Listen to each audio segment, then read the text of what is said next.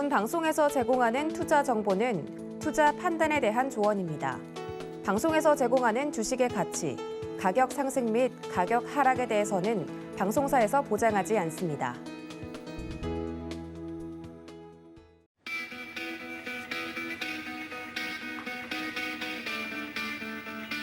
안녕하십니까. 고수익작전 타임 진행의 도지은입니다. 코스피 지수가 17개월 만에 2600선 아래에서 마감이 됐습니다. 정말 어렵다 이렇게 어려울 수 있는지 많은 개인 투자자분들이 힘들어하는 구간에 증시가 좀 진입을 한 것 같은데요.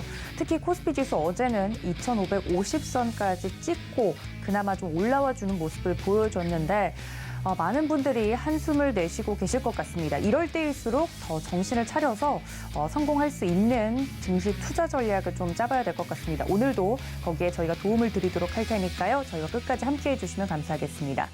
간밤에 마무리가 된 뉴욕 증시 상황 같은 경우는 드디어 좀 반등을 좀 해줬다고 하는데 어떻게 마무리가 됐는지 체크를 해보도록 하겠습니다. 글로벌 시황센터 연결하죠. 안녕하세요. 캐스터 박재은입니다. 오늘도 미국 증시 상황과 외신 살펴보도록 할 텐데요. 먼저 간밤 뉴욕 증시는 혼조로 마쳤습니다.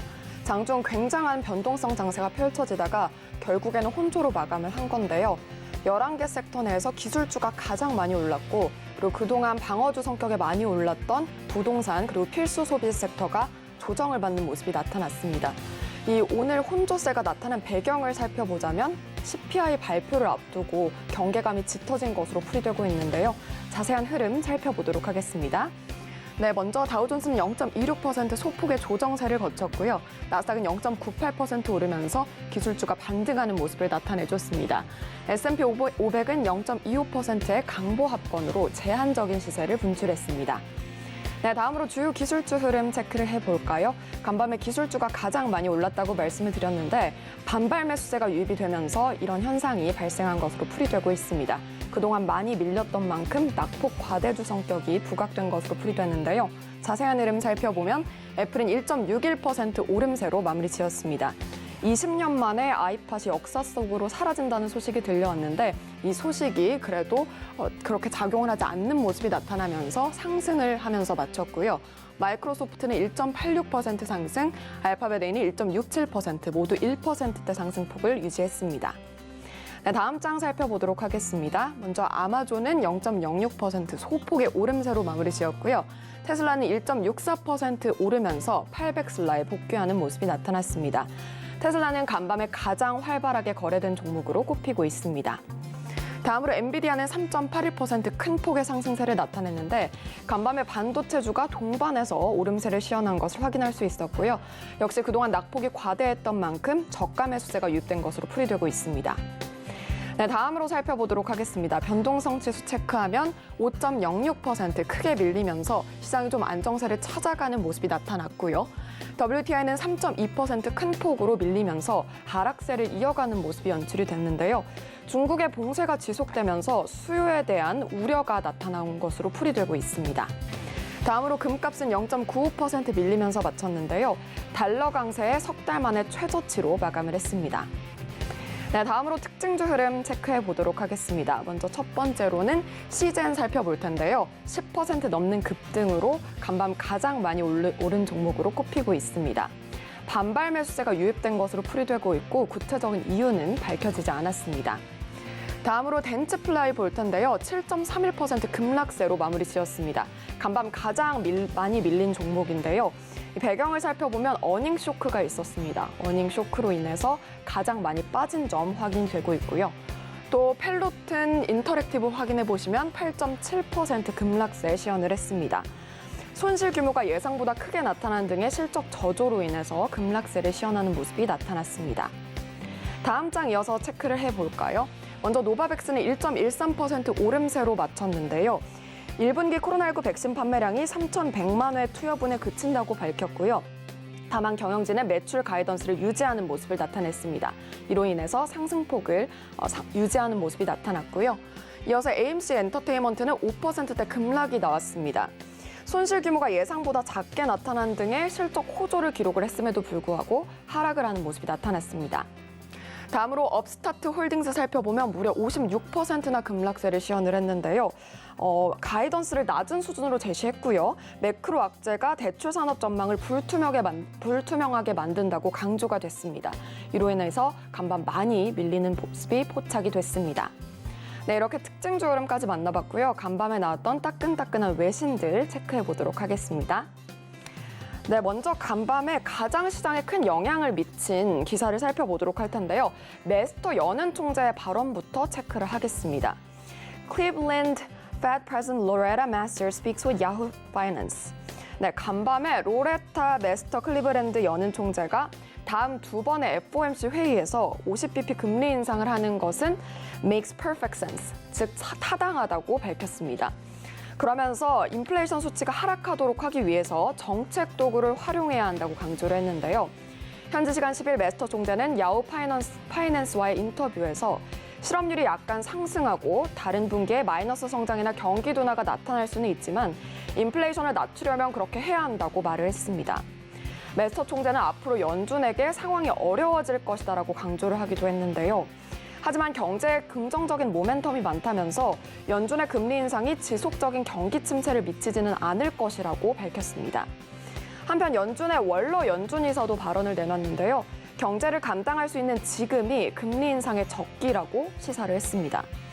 존 윌리엄스 뉴욕 연은 총재는 인플레이션을 낮추는 것은 현재 연준의 주요 임무라고 강조를 하기도 했습니다. 메스터 총재의 매파적인 발언에 간밤 국채 수익률이 급등하기도 하는 등의 시장에 영향을 줬습니다.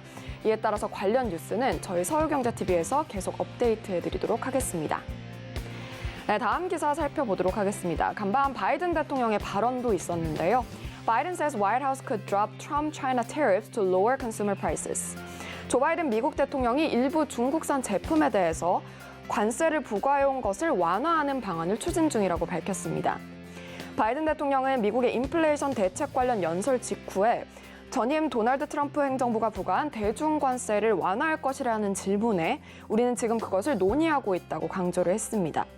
그러면서 어떤 결정도 아직은 내리지 않았다고 밝히기도 했는데요. 바이든 대통령의 이 같은 언급은 40년 만에 최악의 상황은 인플레이션에 조치를 취하기 위함으로 시사되고 있습니다.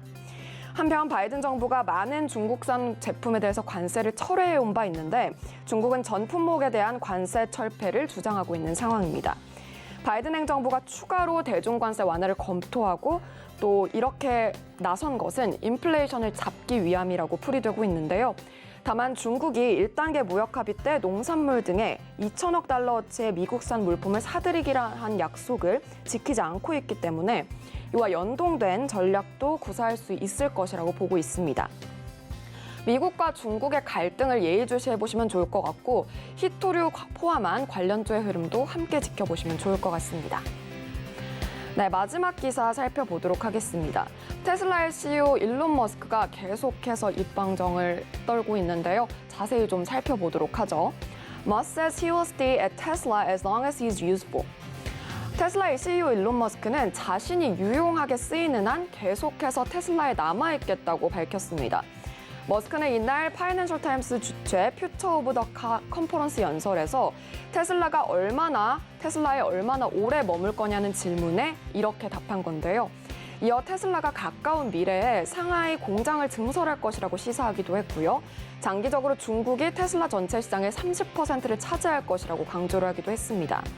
로이터에 따르면 테슬라는 최근 중국 봉쇄에 따라서 생산 문제에 직면해 있는데요. 한편 머스크는 이날 도널드 트럼프 전 미국 대통령의 트위트 계정에 대한 영구 결정을 철회하겠다고 밝히기도 했습니다. 이어서 테슬라의 광산 회사를 인수하겠다고 시사를 하기도 했는데요. 이렇게 머스크의 입방정이 계속되는 가운데 향후 테슬라의 주가 흐름이 좀 걱정되는 부분이 있습니다. 이 부분 함께 좀 체크를 해보셔야 할 것 같고요. 이에 연동되는 국내 전기차 관련주의 흐름도 함께 체크해 보시면 좋을 것 같습니다. 지금까지 외신 살펴봤습니다. 네, 마감이 된 뉴욕 증시 상황까지 살펴봤습니다. 변동성 속에서 혼조세로 마감이 된 부분들 이야기를 해드렸는데 오늘 우리 시장엔 어떤 영향을 미칠지 바로 작전 짜보도록 하겠습니다. 도움 말씀 주실 첫 번째 전문가님 모셔봐야 될 것 같은데요. 루크투자연구소의 임순재 대표님 연결합니다. 대표님 안녕하십니까? 네, 안녕하십니까? 네, 늘 밝은 목소리로 맞아주시는데 참 최근 시장이 어려워서 많은 투자자분들이 힘겹게 좀 버티고 계신 것 같습니다. 여기에 따른 도움 말씀 오늘도 잘 부탁드리고요. 첫 번째 이슈로 넘어가서 바로 이야기를 해보도록 하겠습니다. 간밤에 뉴욕 증시는 좀 바닥을 다졌는지 아닌지까진 모르겠지만 반등세가 좀 나와주는 모습이었는데 우리 증시에 영향을 미칠 만한 좋은 기사거리를 찾아보면 내일 발표될 이 소비자 물가 지수에 많은 분들이 기대감을 갖고 계신 것 같습니다. 어떻게 나올 것인지 예상할 수는 없지만 우리 국내 증시에 영향을 미칠 것은 분명해 보이는데요. 어떻게 보시나요? 네, 전일 미국 증시가 등락을 거듭을 하면서 혼조세 마감을 했었죠. 그렇기 때문에 아직까지 미국 시장 내에서도 바닥을 아직까지 다진다라기보다는 전일 같은 경우는 그냥 기술적인 반등 수준으로 아마 이해를 하시는 게 좀 더 맞지 않을까라는 좀 개인적인 생각을 해보고 있습니다. 이번 주 같은 경우는 이제 미국의 물가 지표들이 계속 좀 발표가 될 예정입니다. 특히 이제 11일 날 이제 미국의 CPI 지수가 발표가 되고요. 그다음에 또 이제 그 외에 중국의 CPI, PPI 지수, 그러니까 소비자 물가 지수와 생산자 물가 지수가 발표가 될 예정입니다. 그리고 12일 날 미국의 그 생산자 물가 지수가 발표될 예정인데요. 일단 전반적으로 높은 물가 상승률을 기록할 걸로 예상을 하고는 있습니다. 그렇지만 이제 절대 수치는 높지만 전월 대비 상승폭이 조금 줄면서 피크아웃이 되는 거 아니냐라는 그런 기대가 섞여 있는 거 아닌가라는 생각을 드는데요. 그렇지만 일단 4월 달 소비자 물가 지수는 예상 지금 상당히 좀 높게 나올 걸로 그렇게 예상을 하고 있습니다. 3월 소비자 물가 지수 상승률이 이제 8.5%를 기록을 하면서 40여 년 만에 최고치를 기록을 했습니다. 특히 이제 전월 대비 상승률도 1.2%를 기록을 하면서 2005년 이후에 17년 만에 최고 상승률을 기록을 했고요. 이런 이제 3월 달에 높은 그 물가 상승률이 아마 4월에도 이어질 걸로 예상은 되고 있는데요. 전월보다 소폭 낮은 8.1% 수준으로 지금 전망이 되고 있는 그런 상황입니다. 이렇게 이제 조금 낮게 전망하는 이유를 본다라고 하게 되면 그 중고차 가격하고 유가 상승이 조금 둔화됐다라는 부분하고요. 그다음에 기저 효과에 관련된 부분 때문에 둔화의 가능성에 지금 주목을 한다라고 보시면 되겠습니다. 특히 이제 4월 만하임 중고차 경매 가격 지수가 전년 동월 대비 20% 상승률에 머물렀다라는 겁니다. 지난 2월 달에 45% 상승에 비해서 상대적으로 절반 정도의 상승률로 상승률이 낮아졌다라는 부분이고요.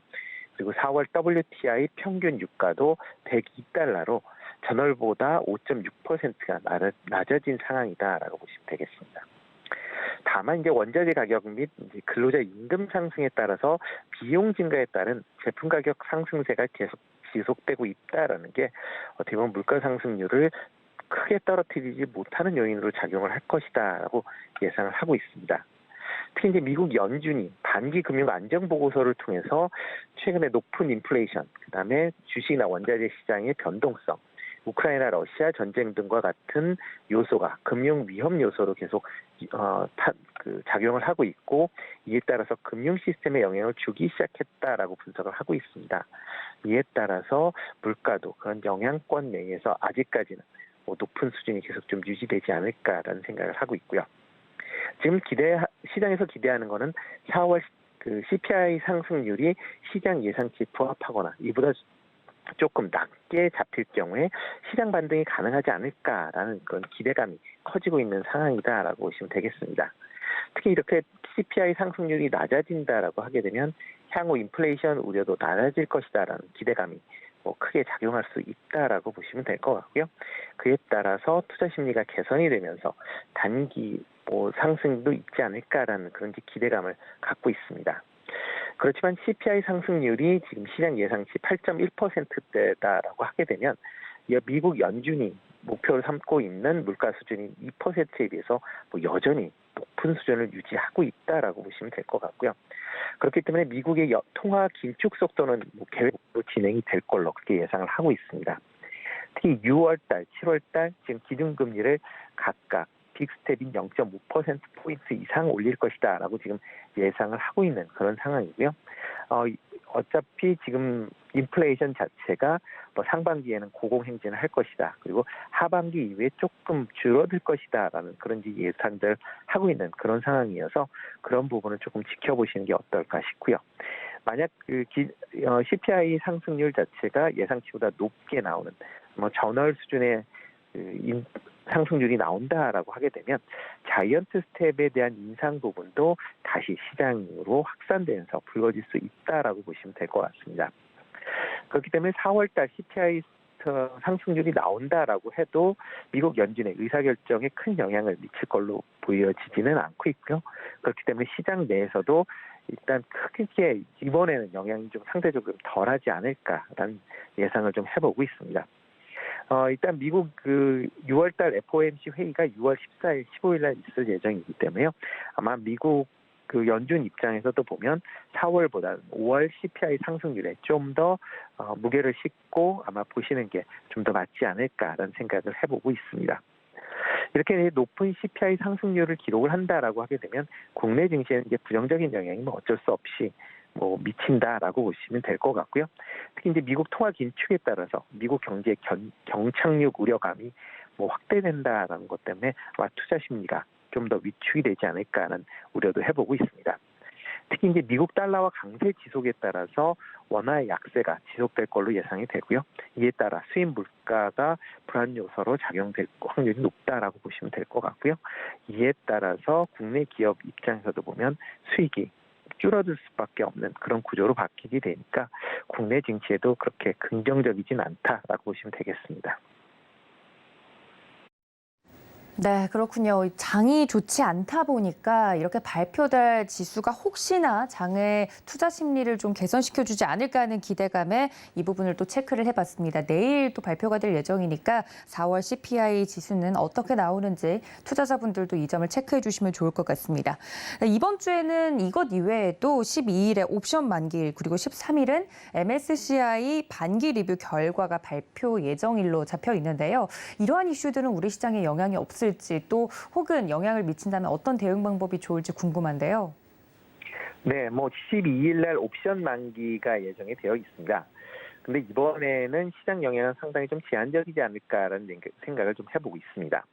뭐 일부에서 조금 영향을 미친다라고 이제 얘기를 하는 이유 중에 하나는 6월 만기 코스피 200 선물 지수와 지금 이원가와 이제 거래 가격의 괴리율이 지금 1포인트 이상 지금 벌어져 있는 그런 상황입니다. 그렇기 때문에 선물 시장이 하락 쪽에 지금 베팅하고 있다라고 보시면 될 것 같고요. 그렇기 때문에 선물 옵션 만기일에 관련돼서 이번에 조금 하락 쪽으로 이제 베팅하지 않을까라는 그런 이제 우려가 있다라고 보시면 되는데요. 옵션 만기 같은 경우 이번에 이제 옵션 만기는 단순히 이제 옵션 만기만 이제 있다 보니까 옵션 만기 관련된 연계 포지션들이 선물에 비해서 상대적으로 좀 적다라고 보시면 될 것 같고요. 이런 이제 정리를 감안한다라고 해도 시장 영향은 상당히 좀 제한적일 수밖에 없다. 그렇기 때문에 옵션 만기일에 대해서 뭐 크게 걱정을 안 하셔도 되지 않을까 하는 생각을 해보고 있습니다. 그리고 이제 13일 날 MSCI가 이제 반기 리뷰가 발표될 예정입니다. 이에 따라서 몇몇 종목들이 편출입이 있을 걸로 예상이 되고 있는데요.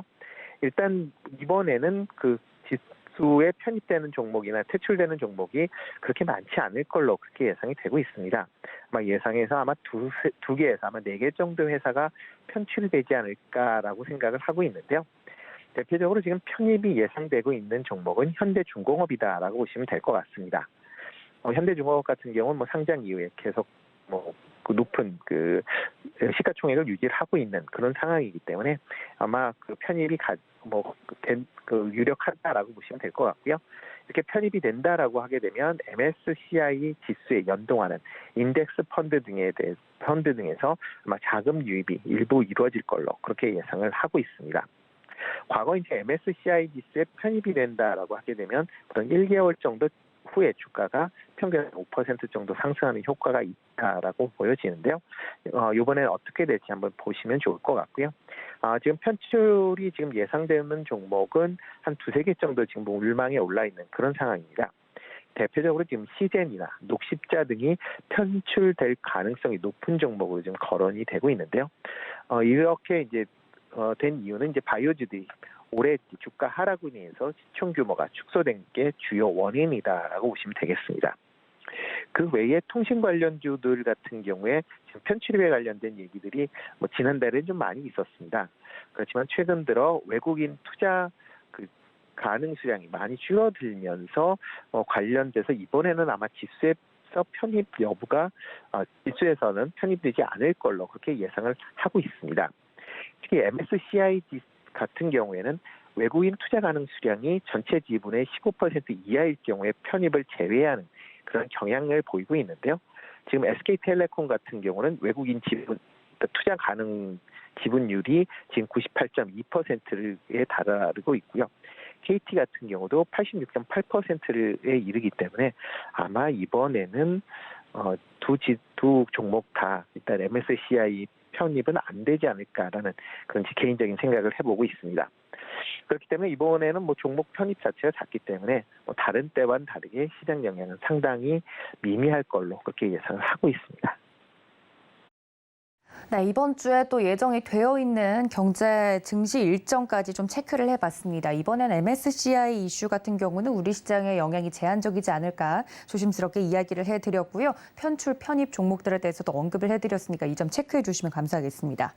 자, 다음 이슈로 좀 넘어가 보도록 하겠습니다. 긍정적인 이슈가 있어서 좀 어제도 언급을 한번 해드렸던 부분인데 3월에 경상수지가 23개월 연속 흑자 행진을 이어가고 있는데 그 폭이 좀 줄어들고 있다라고 해서 우려 섞인 목소리도 나오고 있다고 합니다. 당연히 경상수지 같은 경우는 수출이 많은지 수입이 많은지에 따라서 흑자인지 적자인지가 나오는데 흑자긴 하지만 그 폭이 줄어들고 있다. 여기에 집중하시는 분들에게는 또 이 부분을 어떻게 해석하면 좋을지 궁금증들이 많으신 것 같더라고요. 이 부분에 대해서 국내 증시에 영향이 있을까요, 대표님?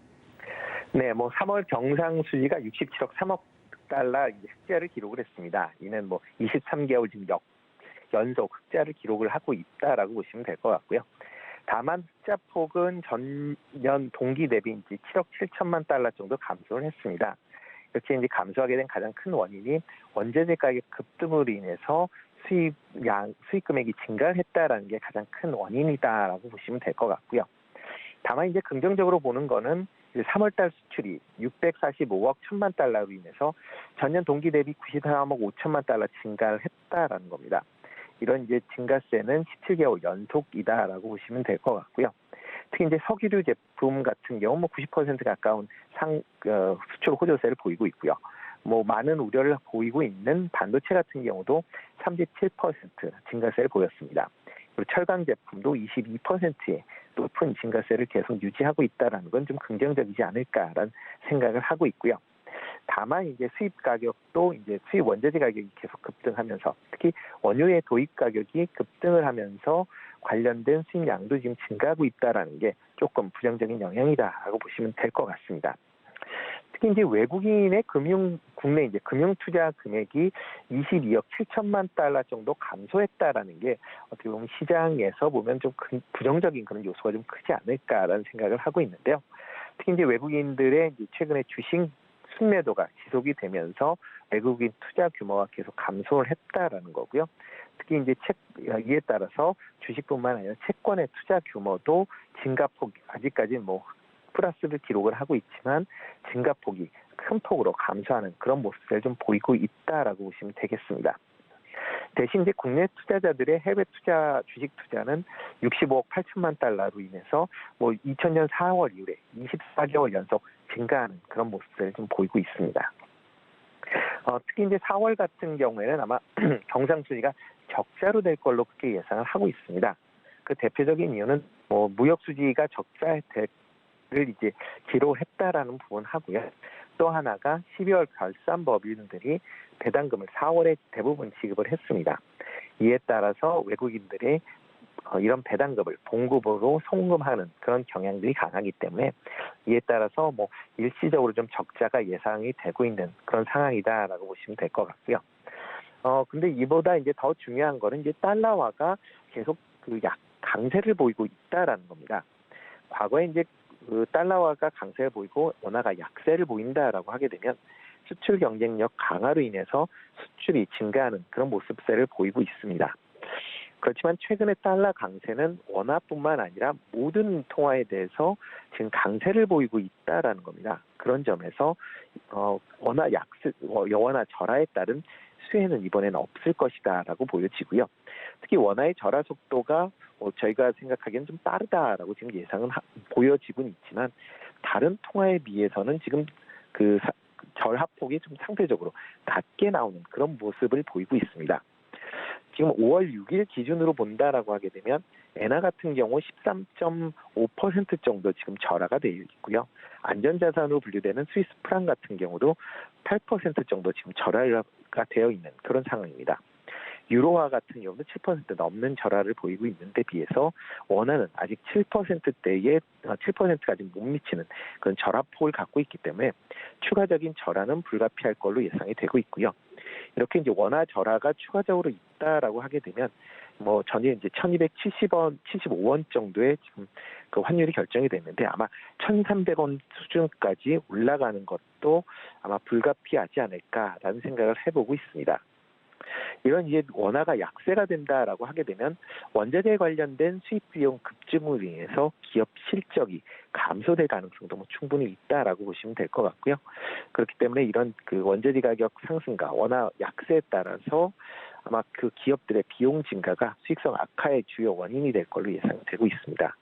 따라서 1분기 기업 실적도 예상보다는 조금 감소하는 그런 기업들이 좀 많이 증가를 했는데요.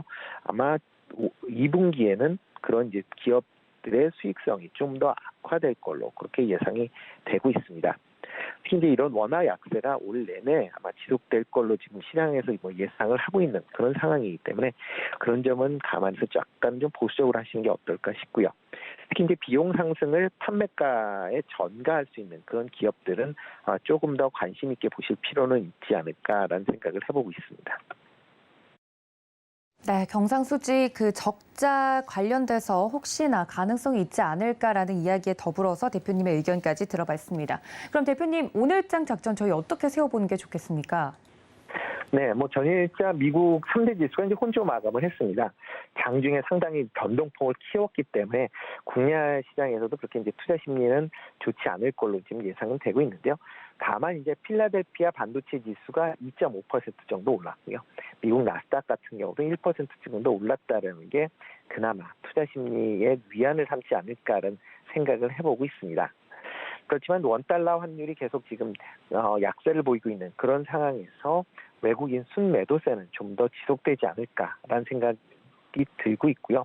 이에 따라서 지금 원화의 움직임을 아마 오늘도 조금 주시해서 보시는 게 어떨까라는 생각을 하고 있습니다. 시장 전체적으로는 여전히 아직까지는 보수적인 관점에서 시장 접근이 필요하지 않을까라는 생각을 하고 있고요. 물론 국내 기업 실적에 비해서 주가가 저평가돼 있다라는 건 맞지만 시장 분위기상 아직까지 투자 심리가 좀 더 위축이 되어 있다라고 보면 될 것 같고요. 대외제가 여전히 상존해 있는 그런 상황에서 지금 상황에서는 특히 오늘 같은 경우 이제 중국의 그 물가 상승률 자체도 한번 조금 관심 있게 보시면서 중국 시장도 관심 있게 좀 보시면 어떨까라는 생각을 해봅니다. 네, 오늘장 대응 작전까지 짜봤습니다. 지금까지 루크투자연구소의 임순재 대표님과 함께했습니다. 대표님 고맙습니다. 네, 고맙습니다. 네, 다음 또 도움 말씀 주실 전문가님 바로 모셔보도록 하겠습니다. 교보증권 여의도금융센터 윤여민 FP님 모셨습니다. FP님 어서 오세요. 네, 안녕하십니까. 네, 굉장히 어려운 시장이 계속되고 있어서 FP님께 질문 드리기도 좀 조심스러운데 네. 최근에 이제 많은 분들 만나 뵈면 힘들다고들 하시죠? 네, 상당히 어려운 시장에서 저 자꾸 불러주시는 것 같은데, 예, 말씀하신 것처럼 최근에는 거의 이제 매매를 할 수 없는 상황이고, 우리가 흔히 말하는 스테인 메이, 좀 최근에 지금 상당히 많은 이제 분들이 그런 시장을 좀 겪고 있다라고 생각이 드는데, 사실 이제 어제 저는 좀 시장을 보면서 그래도 이제는 좀 바닥에 대한 신호가 조금은 나오지 않았나라는 좀 생각을 하면서 사실 이제 내일 이제 옵션 만기일이다 보니까 이번 주까지만 좀 잘 견뎌내면은 충분히 제가 볼 때는 5월 좀 힘들더라도 한 6월, 7월 정도에는 충분한 기술적 상승이 나오지 않을까라는 좀 생각은 하고 있습니다. 네, 그래도 어제도 우리 증시를 좀 면밀히 살펴보면 연중 최저치까지 갔다가 그래도 2,600선을 탈환하려는 시도가 계속됐거든요. 개인들은 그래도 좀 사는 게 좋지 않을까 하면서 매수세를 좀 적극적으로 보여주는 모습을 보였는데 관련돼서 조금은 기술적으로라도 반등을 한 게 긍정적인 신호가 아닐까 이렇게 풀이해도 될까요? 사실 어제 네. 좀 이제 장 시작하고 나서 지금 미국의 좀 시장이 급락을 했기 때문에 어떻게 보면 개파락을 했죠. 네. 그러면서 사실은 조금은 어떻게 보면 말씀하셨던 것처럼 이제 최저가를 좀 경신하는 모습을 좀 보였는데, 저는 개인적으로는 한두 번 정도 더 밀릴 수도 있다는 생각은 충분히 하고 있습니다. 네. 왜냐하면 어제 코스피 기준으로 저점이 2,530 정도가 좀 나오고 있는데, 사실은 이제 저점에 대한 부분은 그 누구도 맞힐 수는 없는 상황입니다만, 네. 2,500에서 2,530 정도는 충분한 저점이라고 저는 생각이 듭니다. 단기적 저점이라고 생각이 드는데, 문제는 이제 어제 끌어올린 이제 매수 주체가 개인이라는 점에서 봤을 때 사실은 좀 아쉽다라는 좀 생각은 듭니다. 네. 특히 이제 어제 기관이나 외인 같은 경우는 계속해서 좀 매도를 좀 했기 때문에 이러한 측면에서 보게 된다고 하면 사실은 한두 번 정도는 더 밀릴 수 있지 않을까라는 좀 생각은 하고 있는데,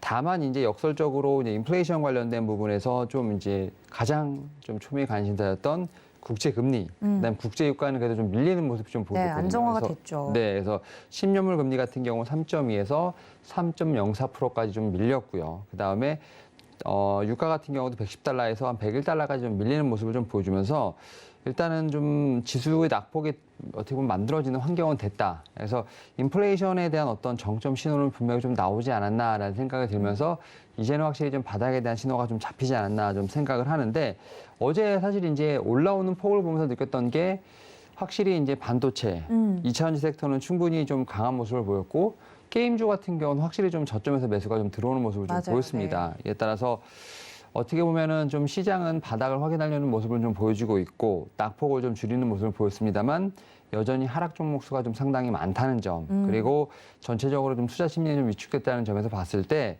뭐 저는 충분히 좀 이제 어려운 구간은 좀 있다. 다만 이제 어떤 바닥에 대한 신호는 충분히 나왔다라고 좀 생각은 하고 있습니다. 네, 그래도 어제 우리 증시에서 긍정적으로 볼 만한 부분들을 잡자면 FP님께서 정리를 해주신 부분들 개인 투자자분들도 많이들 공감하고 계실 거예요. 개인적으로 어제 시장에서 이렇게 빠지는데도 개인들이 담았던 종목들을 보면 역시나 부동의 1위 삼성전자 개인들이 담아냈고요. 네. 그리고 많이 빠졌던 낙폭이 과대됐던 종목들, 뭐 카카오, 네이버 이런 종목들도 네, 순매수 상위에 좀 이름을 올리는 모습이었고, LG 생활건강과 LG 에너지솔루션, 코스피에서는 이렇게 담았다고 나오고 있고, 코스닥 같은 경우는 심택이랑 펄어비스, 말씀해주신 게임주들 네, 많이 빠진 종목들 좀 담아내고 있다고 이야기가 나오고 있는데, 잘 산 건가요? 개인적으로 궁금하네요. 좀 강심장들이 좀 매수를 한 것 같은데.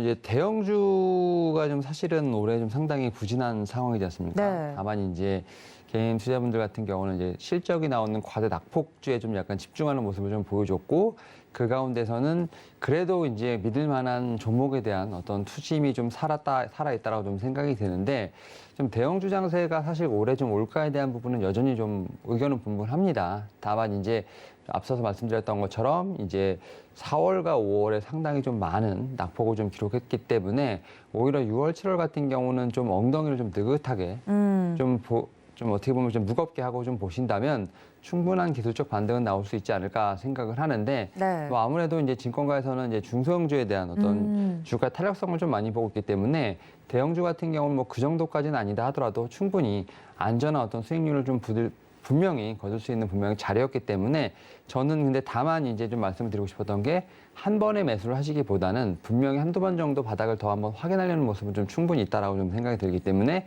좀 분할 매수의 관점으로 접근해 보시는 게 어떨까라고 좀 말씀을 드려보도록 하겠습니다. 네, 말씀해 주신 것처럼 이제 증권가에서는 이 중소형주들이 훨씬 탄력성이 좋다 보니까 빠져도 제일 많이 빠지고 올라도 그만큼 또 많이 오르는 네. 부분들이 있어서 이런 부분에 대해서 좀 전략적으로 보는 것이 좋지 않을까, 혹은 대형주를 많은 개인 투자자들이 또 순매수를 했다고 하는데 이 부분에 대해서도 전략을 또 함께 이야기를 해드렸으니까요. 종목별 성격에 따라서 전략은 달라져야 되기 때문에 이야기를 좀 해드렸습니다. 어제 개인들이 샀다고 해서 어떤 종목을 샀나 제가 궁금해서 찾아봐서 FP님께 좀 여쭤보았습니다. 두 번째 이슈로 좀 넘어가 보자면 그렇다면 이렇게 시장이 많이 빠질 때 저희가 좀 집중해서 관심을 가지고 봐야 될 업종이나 섹터가 있다면 지난주에는 반도체 이야기를 또 해주셨잖아요. 네. 동일한지 궁금한데요. 사실 이제 반도체랑 조선 섹터는 거의 나올 때마다 좀 말씀을 많이 네, 맞아요. 드려가지고 네. 충분히 이제 강조가 됐다라고 좀 생각이 들고 있고 이제 어제 사실은 시장은 좀 지진이 났었지만 그래도 우리나라에서 어떻게 보면 또 역사적인 한 페이지가 좀 열렸죠. 지금 윤석열 대통령이 됐죠. 이제 국정 운영에 어떤 네. 닷을 올렸는데 사실 이제 정책과 관련된 이제 좀 섹터를 좀 자세히 좀 봐야 되지 않을까 좀 생각을 하는데 그 중에서 제가 좀 이제 좀 눈에 띄는 정책은 이제 제약바이오 쪽이라고 좀 말씀을 드려볼 수 있을 것 같은데 제약바이오가 지금 21년 상당히 큰 이제 어떻게 보면 아웃퍼폼을 하고 나서 거의 1년에서 2년 정도를 좀 누워있는 섹터라고 볼 수 있을 것 같은데 사실 이제 코로나19 사태로 인해서 좀 제약바이오의 산업에 대한 부분 관심이 상당히 높아지고 있는 것도 사실입니다. 이에 따라서 윤 대통령은 후보 시절부터 그다음에 뭐 제약바이오 컨트롤 타워를 설치를 하겠다. 제약바이오 헬스케어 사업 쪽에 R&D를 지원하겠다는 어떤 그런 강력한 좀 공약을 좀 내세웠고요. 특히 이러한 측면에서 봤을 때 지금 제약바이오 업계에서는 이제 컨트롤 타워에 대한 부분들이 좀 설립이 되는 것에 대한 상당히 좀 기대감이 있다고 볼 수 있을 것 같은데 사실 미국 같은 경우는 이제 제약바이오 컨트롤 타워 격이 이제 국립보건원이 상당히 좀 큰 파워를 갖고 있고요. 여기서 이제 52조에 좀 달하는 예산을 지금 집행을 하면서 어떻게 보면 R&D 쪽에서 상당히 좀 강력한 모습을 좀 보여줬는데요. 결국 우리나라 같은 경우도 이러한 모습을 통해서 제가 볼 때는 국가적인 지원, 여기에 또 개별적인 종목들의 좀 모멘텀을 좀 충분히 좀 봐야 되지 않을까 좀 생각을 하고 있고, 물론 이제 코로나19가 이제 팬데믹에서 엔데믹으로 넘어가는 상황이다 보니까 과연 코로나19에 대해서 얼만큼 우리가 좀 이제 지금까지도 경각심을 가져야 되냐 이렇게 말씀하실 수도 있겠습니다만 저는 이제 어떻게 보면 이런 좀 바이러스병, 이제 어떻게 보면 계속 유행하는 이런 것들은 계속해서 돌아올 수 있다고 생각을 하고 있고 여기에 분명히 정부는 이제 향후를 좀 내다보는 좀 백신이라든지 치료제 개발을 하고 있다는 점에서 봤을 때 충분히 다시 한번 모멘텀이 있지 않을까 생각을 하고 있습니다. 여기에 또 RNA 또 치료제 쪽에서 상당히 좀 시장이 커지고 있는 측면이 있기 때문에 우리나라의 좀 CMO 업체들이죠. 뭐 삼성바이오로직스라든지 SK바이오사이언스 그리고 뭐 ST팜 같은 이런 좀 CMO 종목들에 대한 어떤 관심은 충분히 필요하지 않을까 생각하고 있습니다. 네, 윤여민 FP님께서 또 제약 바이오 섹터에 또 눈을 돌려야 되지 않을까라고 이야기를 해주셨습니다. 뭐 반도체나 조선 이쪽은 나오실 때마다 강조를 좀 해드렸는데 그것 이외에 네. 또 새 정부가 출범을 했으니까요. 더 눈여겨보면 좋을 만한 섹터, 제약 바이오 섹터 이야기를 해드렸습니다. 특히 국내에 RNA 관련돼서 언급이 되고 있는 종목들에 대해서도 이야기를 해드렸으니까 종목명은 좀 체크를 해두시는 게 좋을 것 같습니다. 자, 그렇다면 굉장히 어려운 질문입니다. 오늘장 대응 작전 저희 어떻게 짜볼까요? 지금 이제 미국의 CPI 이제 소비자 물가 지수 같은 어떤 어떻게 보면 좀 경제 지표, 특히 인플레이션 관련된 지표들이 지금 이번 주에 좀 많이 발표가 되기 때문에 네. 이와 관련된 지표를 반드시 체크를 하는 게 좀 중요하지 않을까 좀 말씀을 좀 드려보도록 하겠고. 특히 이제 우리나라에서도 보게 되면 이제 앞서 말씀드렸던 것처럼 내일이 옵션 만기일이다 보니까 네. 수급에 대한 체크를 분명히 해야 되지 않을까 좀 생각을 하는데 사실 이제 옵션 만기일에는 좀 풋옵션을 좀 많이 정리하죠. 외국인들이 좀 많이 정리를 하는데 지금 4월이랑 5월 초에 풋옵션을 좀 대량으로 좀 매수를 했습니다. 이에 따라서 정리할 시기가 조금은 좀 당겨졌기 때문에 이런 측면에서 봤을 때 6월에서 7월 같은 경우는 뭐 기술적으로도 한 20% 이상의 좀 상승이 나올 수 있는 그런 구간이라 좀 생각이 됩니다. 이러한 측면에 봤을 때 지금 5월 같은 경우는 상당히 좀 버텨야 된다라는 어떤 역설적인 측면이 될 수 있겠죠. 하지만 이제 이 중에서도 좀 지수에 비해서 과대낙폭된 실적주들에 대한 관심은 여전히 필요하지 않을까 좀 생각을 하고 있고 앞서 말씀드렸던 것처럼 이제 가격 매력들은 상당히 올라가고 있는 상황입니다. 하지만 이런 측면에서 무조건 어떻게 보면 다 담기보다는 좀 더 빠르게 올라올 수 있는 종목으로 좀 포트폴리오를 좀 어떻게 보면 재정비하는 게 분명히 필요하지 않을까 좀 생각을 하고 있다라고 좀 말씀을 드릴 수 있을 것 같고 일단 이번 주 같은 경우는 옵션 만기일에 대한 부분을 좀 체크를 해보시면서 그래도 좀 보수적으로 대응하시는 걸 좀 말씀을 드려보도록 하겠습니다. 네, 이번 주 증시 일정에 대해서 또 대응 방법을 굉장히 큰 그림에서 이야기를 해주신 것 같습니다. 아무래도 외국인들의 수급이 또 변동성이 클 것으로 예상이 되기 때문에 그 부분을 집중해서 이번 주는 체크를 해보자 말씀을 드렸습니다. 뭐 개인적으로 다들 포트폴리오 구성이나 이런 건 개인마다 다르겠지만 네. 혹시나 지금 현금을 가지고 계신 분들이 계시다면 네. 지금은 적극적으로 사는 것보다는 그러면 보수적으로 홀딩을 추천을 드리는 걸까요? 저는 앞에서 말씀드렸던 것처럼 이제 분할 매수로 한 3번 정도 3번 정도. 사신다는 생각을 가지시고 좀 밑에서 빠르게 좀 올라올 수 있는 섹터, 뭐 지금 반도체라든지 이제 조선 쪽에 좀 말씀을 좀 많이 드렸고 네. 관련돼서 종목도 몇 개를 좀 말씀을 드렸으니까 오히려 좀 가격 메리트가 상당히 있다라고 좀 생각을 합니다. 다만 앞에서 말씀드렸던 것처럼 한두 번 정도 지수가 더 투정할 수 있는 부분이 있기 때문에 그런 점을 염두에 보시면서 최소 3분할 정도의 어떤 분할 매수 관점으로서 지금 시장을 대응하는 건 특히 현금을 가지고 계신 분들에게는 좀 유효하지 않을까 그렇죠. 생각하고 있습니다. 네, 알겠습니다. 혹시나 현금을 가지고 언제 사야 될 타이밍인가 보고 계신 개인 투자자분들께 타이밍까지 좀 이야기를 해드렸습니다. 지금까지 교보증권 여의도금융센터 윤여민 FP님과 함께했습니다. FP님 고맙습니다. 네, 감사합니다.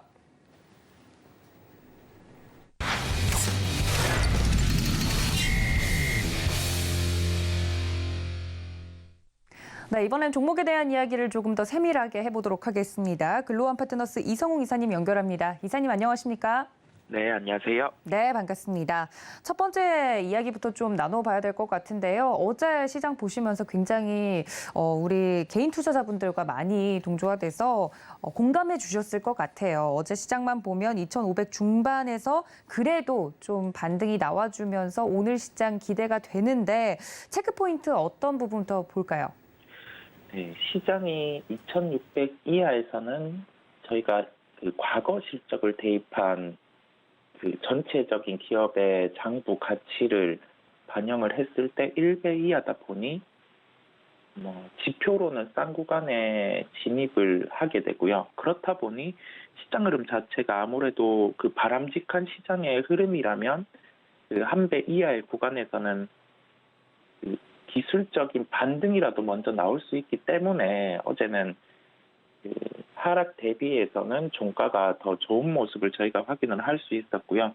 이러한 시장 자체에서는 뚜렷하게 바닥이 어느 시점이다라고 논하기보다는 모멘텀이라고 하는 그러한 부분, 이 주가라든지 아니면은 주가 관련된 상승해서 움직일 수 있는 그 부분 자체 를 놓고 가장 가깝게 움직일 수 있는 점을 주목을 하는 게 낫거든요. 그렇다 보니 종목별로 챙겨봤을 때 그 수급 흐름에서 주목을 하면서 시장이라든지 종목의 접근이 중요하겠고요. 수급적인 측면에서도 봤을 때 어제 시장이 반등 나올 때 가장 강했던 업종을 챙겨볼 필요가 있겠습니다. 그게 반도체 업종이었는데 시장이 다시금 한 번 더 조정을 보이는 측면이 나타난다고 하면은 반등 시에 반도체가 강할 가능성이 높다 보니까 저희는 시장 안에서 한번 그 반도체 업종 중에 다시금 주도주가 될 수 있는 종목을 한번 체크하고 갈 필요가 있을 것으로 보입니다. 네, 그 종목이 어떤 종목일지 궁금해지는데 어떤 종목일까요? 네, 방송에서 몇 번 언급 들었던 TSE라는 종목인데요.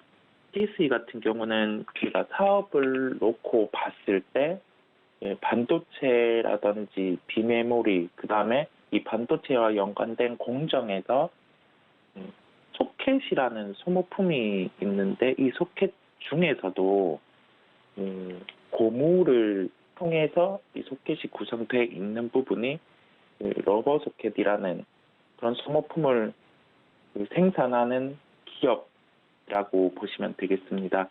그렇다 보니 이 부분에 대해서 삼성전자라든지 아니면은 SK 하이닉스, 기타 해외 여러 기업들 이 매출이 다각화돼 있는 기업의 경우가 시장에서도 대형 IT라든지 아니면은 반도체 장비주보다는 주가 대비해서 실적과 연결해 봤을 때 프리미엄을 받는 구간이 더 있고요. 이런 기업들 같은 경우는 전방의 환경이 커질수록 또 해당 기업 같은 경우는 실적이 좋아지는 경향이 있습니다. 그렇다 보니 시장에서는 이제 조정이 나왔을 때, 그 조정이라고 하면은 어제 2,500 중반에 조정이 나오고 그 하락 대비해서 종가가 더 좋았던 시장을 비추어 볼 때 강하게 반등이 나올 수 있었던 요인이 있겠고요. 그렇다 보니 이 구간에서는 저희가 생각을 해야 될 게 실적이 좋은 업종군을 챙겨 놓을 필요가 한 가지 있겠고, 그 업종 중에서도 이제 성장주 같은 경우 만약에 고점 대비해서 시장이 20-30% 조정이 나왔을 때 40-50% 이상은 한번 조정이 나올 수 있거든요. 그렇다 보니 저희가 보수적인 시각의 염두를 뒀을 때 그러한 종목군 같은 경우도 함께 정리를 해 놓을 필요가 있겠습니다. 다시 돌아와서 TSE 같은 경우는 그렇다고 하면은 첫 번째, 두 번째 이 측면에서 첫 번째에 더욱 가깝게 흐름이 나타났었고요.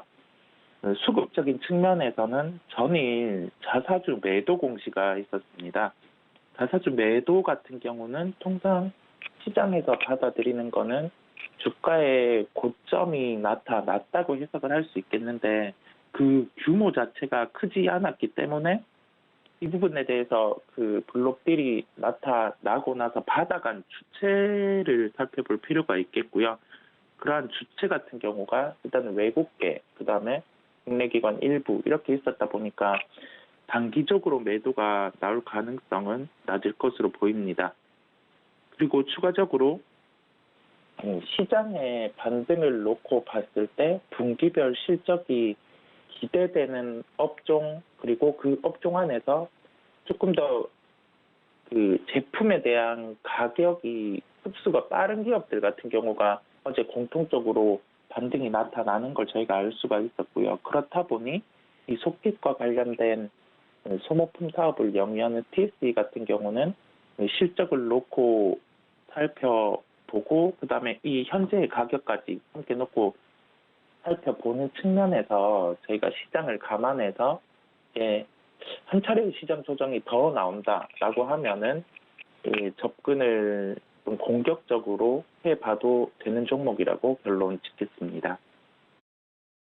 네, 방송에서도 한번 이야기를 해드렸던 종목이라 반갑네요. TSE 특징적인 종목으로 이야기를 해드렸습니다. 이 점까지 여러분들 체크해 주시면 좋을 것 같고요. 개별 이슈들까지 좀 체크를 해드렸습니다. 두 번째 이슈로 좀 넘어가 보자면 간밤에 뉴욕 증시 같은 경우는 혼조세로 마감이 됐다 저희가 전달을 해드렸는데 변동성이 굉장합니다. 이런 시장을 그대로 우리 국내 증시에서도 영향을 좀 미칠 것으로 예상이 되는데, 이렇게 변동성이 큰 시장 주목해야 될 포인트가 무엇일까요? 올해 같은 경우 특히 시장 참여자분들께서 상당히 난이도가 높은 장이라고 생각이 드실 텐데요. 이게 겪어보지 못한 인플레이션이 외부 요인, 즉 러시아 우크라이나 이슈로 촉발이 되었고, 이 부분과 관련해서 시장이 금리 인상을 5월에 단행했음에도 불구하고 인플레이션으로 촉발된 불확실성이 금리에 대한 인상의 폭을 확정짓지 못하다 보니까 이와 같이 상승, 하락, 변동성이 많이 커지고 있는 구간이고요. 현재도 그 바닥이 어디다라고 논하기는 힘든데 상승, 하락의 변동성이 커질 수 있는 구간으로 보입니다. 왜냐하면 미국 같은 경우도 지금 매수 주체, 매도 주체가 불분명한 흐름이 나타나고 있고요. 그렇다 보니 우리나라도 그와 같은 영향을 통해서 변동성이 추가로 커질 수가 있겠고, 다만 지수 2600 이하 구간에서는 매수의 우위가 가능성이 높을 것으로 보입니다. 이 부분은 첫 번째에서 언급드린 것처럼 PBR 1배 이하 구간이다 보니까 전체적인 펀드를 운용하는 기관이라든지 외국인 입장에서도 시가총액 상위주 우선으로 해서 매수의 유입이 가능성이 높다 보니까 저희는 2600 이하 거래소 기준으로 해서는 시총 상위 중에서 수급이 긍정적으로 유입되고 있는 그러한 종목들을 챙겨볼 필요가 있겠고요. 그렇다 보니 오늘 시가총액 상위주 중에서 수급이 유입되고 있는 종목을 말씀드리도록 하겠습니다. 네, 그럼 덩치가 좀 큰 종목일 것 같은데 어떤 종목일까요? 네, 종목은 기아입니다. 기아 같은 경우 전거래일에 시장 대비해서 상당히 강한 모습을 저희가 확인을 할 수 있었고요. 외국인 기관 동시 매수가 유입되었고 시장 대비 상대적 강세를 나타내는 걸 제가 확인을 할 수 있었습니다. 두 가지 급부로 나누어 봤을 때 시장은 변동성이 커질 수 있겠지만은 이 부분에 대해서 수급이 우위로 들어오는 종목을 챙겨봐야 한다는 점을 첫 번째로 말씀드리겠고요. 두 번째는 시장의 변동성 안에서도 무작정 매도가 전체적인 종목에 나오는 게 아니라 기아와 같이 외국인 기관의 동시 매수가 들어오는 종목이 있거든요. 그렇다 보니 현재 변동성이 큰 시장에서는 수급적인 측면에서 긍정적으로 유입되는 종목을 챙겨볼 필요가 있다고 한 번 더 강조드리겠습니다. 기아 같은 경우는 주요 가격대가 83,000원 중반 구간에서 외국인 기관이 좀 적극적으로 한 번 더 수급이 유입된 측면이 있다 보니까 83,000원 중반에서는 투자자분들께서도 좀 적극적으로 접근해 봐도 되는 구간이라고 결론 짓겠습니다. 네, 변동성이 큰 시장을 이길 수 있는 종목으로 오늘은 상위 종목들 중에 기아 이야기를 또 해드렸습니다. 가격 구간까지 설명을 드렸으니까요. 이 점까지 체크를 해주시면 좋을 것 같습니다. 지금까지 글로벌 파트너스 이성우 이사님과 함께했습니다. 이사님 고맙습니다. 네, 감사합니다. 네, 이렇게 어려운 시장 속에서 살아남을 수 있는 전략 그리고 거기에 따른 종목 이야기까지 나눠봤는데요. 실시간 대응은 저희가 매매 시그널 통해서 도와드리도록 하겠습니다. 끝까지 시청 부탁드릴게요. 본 방송에서 제공해드린 정보는 투자 판단에 대한 조언일 뿐 해당 주식의 가치나 수익률을 보장하고 있지 않다는 점까지 알려드리면서 저는 잠시 뒤에 다시 인사드리겠습니다. 시청해주신 여러분 고맙습니다.